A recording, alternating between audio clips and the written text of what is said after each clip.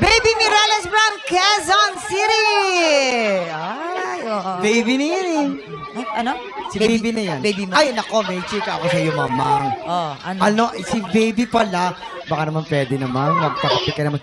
Nakakuha ng malaking tip. Kasi ano siya, kumakanta siya sa mga, mga malalaking event. Sa mga entertainment Yes. venue, ganyan. At ang may kwento pa dyan, meron siyang Koreanong consumer, tapos kumanta siya, nabigyan siya ng malaking Ay, tip. tignan natin, eto kung baka Mabigyan kang tip. mabigyan ka ng tip. Anong tip ang ibibigay sa'yo? Ang tip mong Kape. pala. Baby, yung boses mo parang may pagka Miss Carol Banawa na dating. Very sweet. Hindi masakit sa tenga kahit bumibirit na hindi nakakarindi. Ayun, very consistent naman all throughout the song kahit dun sa mataas na part. Na-maintain mo yung quality ng boses. And wala akong masyadong napuna eh. Even yung emotion, yung interpretation mo ng song, and na-appreciate ko yung version mo. Congrats. Thank you so much po. Baby,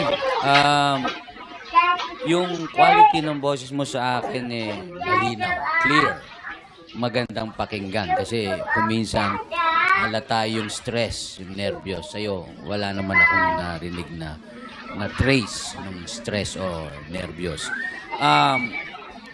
Paggamit mo ng technique, mahusay dahil pag binibira mo na doon sa taas, gumagamit ka na ng headtone.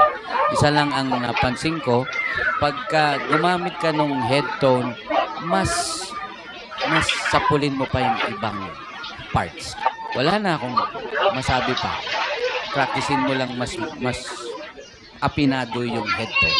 Yung pala, mamang. Thank you Kailangan so much. headphone. Alamin na natin kung anong scores ang ibibigay sa natin mga inampalaan. Baby, ito ang mga stars ko para sa'yo.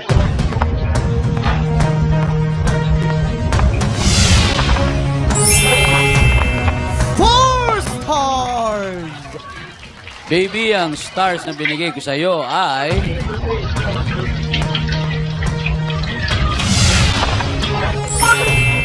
Three stars! Ibibiti muna natin kung ano po ang score ni Daryl. Ito na po ang susunod nating kalahok. Jansel Vicena. Nasina! Ano ang mga naging bago simula nung pagsali mo sa season 1? Mas nagkaroon ka lang ng uy, nakita ko to sa ganito, napanood ko to sa TV. Taray mo na. Pero bukod doon, meron pa bago sa'yo eh. Ano? Pwede bang ako magkwento sa mga tiktropa natin? Pwede yan. Dahil Open nung tayo season dyan. 1 po, mga tiktropa, siya ay isang single dad. Yes. Kaya siguro peaceful at kalmado siya ay dahil may nagpapa-inspire sa akin. Yeah, meron. Siyempre yung girlfriend mo. So I wish you the best, you and your partner.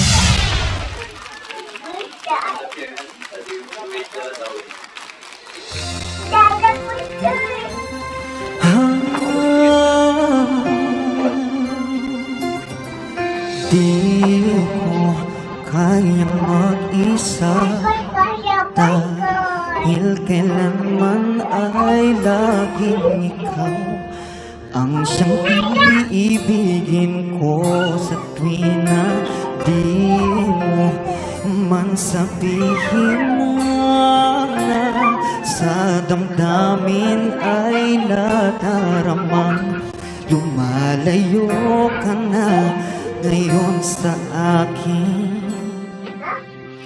Kung mahal mo siya ay pipilitin ko, hindi mo makita na di ko kaya kung mahal mo siya, di mo maririnig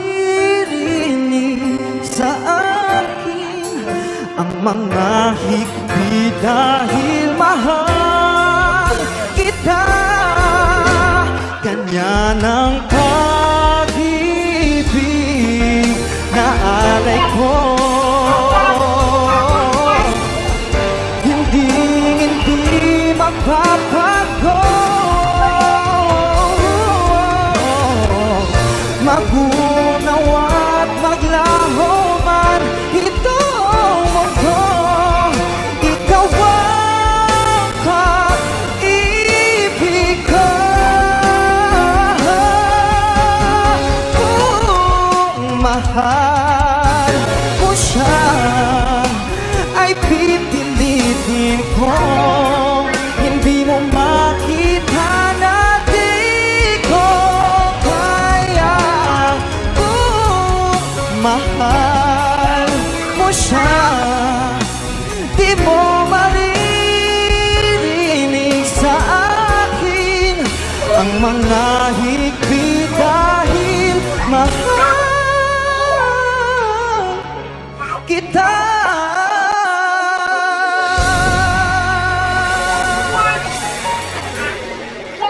John Cheryl Gisena, kumusta ka? Okay lang naman po, mabuti. Oh, ayan. Yan. Welcome back. Welcome back si John Chel. Ito lang, mamang, nasagap ko lang to, Ang sabi, after niyang, natalo siya ni MC. Natalo siya ni MC. Ngayon, ang maganda doon, marami siyang booking, tsaka tumaas yung TF niya. Tignan natin, kumusta kaya ang ating mga inampalaan? Okay. Ang ganda ng boses mo, yung voice quality mo, talagang yung naririnig ko pang R&B talaga. Kaya siguro ito ang isa sa mga forte mo na kanta. Maganda din ang runs na ginawa mo. Kailangan lang sa iba, yung iba lang, kailangan ng konting linis pa. Pagdating naman sa control, okay, pero minsan din may isang word ka na ginawa mo, kinontrol mo na parang mahina tumalakas, hindi lang siya nasa pool dahil sobrang control. Okay lang yun na ibuga mo yun dahil papunta na siya ng chorus. Nakulangan lang talaga ako sa connection. Sana lang kinonect mo sa amin para mas makatawid sa amin dito, mga audience dito sa studio. Okay? Yun lang. John Cheryl. Grabe, ang ganda ng boses mo. Interpretation, ang ganda rin ng mga plinano mo, yung mga trinay mong i-incorporate na style. Na-appreciate ko yun bilang fan din ako ng R&B music. Siguro kung meron akong maiko-comment, feeling ko masyado ka lang naging stiff. Kaya, nakita rin sa timing medyo nasusugod. Kulang sa nagkit, kulang sa kumbaga sarap. Masyado ka naging tense or kinabahan ka siguro. Kaya medyo parang mas nangibabaw yun. Even dun sa emosyon, yung connection, medyo may wall. Kasi mas iniisip mo na makanta siya ng malinis. Minsan ganun pagka nag-overthink tayo, mas lalo tayong may tendency mag-sharp ng onte, ma-flat. Talagang alam kong medyo nandun yung tension o yung kaba. Siguro practicein mo pang magkaroon ng composure under pressure, na makanta mo siya ng relax lang. Kasi ganda-ganda ng boses mo. Actually, mamaya, lapitan kita mag-collab tayo. Mamaya ako lalapit. Oh, yan may collab na agad. Mabait talaga yung aming inampalan, Darren. Okay, alamin na natin kung anong scores ang ibibigay sa'yo ng ating mga inampalan. John Shell, ito ang mga bituin ko para sa'yo.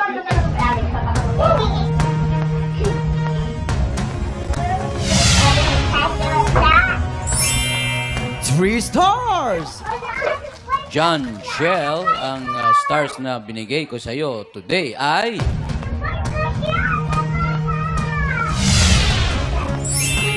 3 stars! Kuya Kim!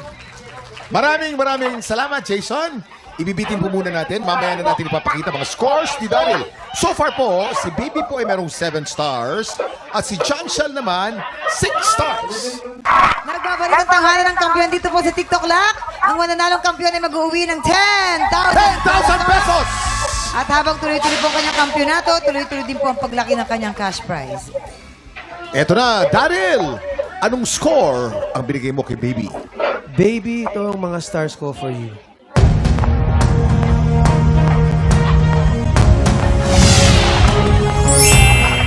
Stars. So far po, si Baby po ay merong total of 11 stars. At anong score naman ang binigay mo kay John Shell?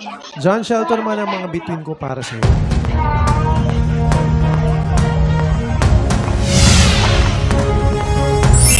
4 stars! John Shell, meron kang 10 stars. Congratulations, Baby!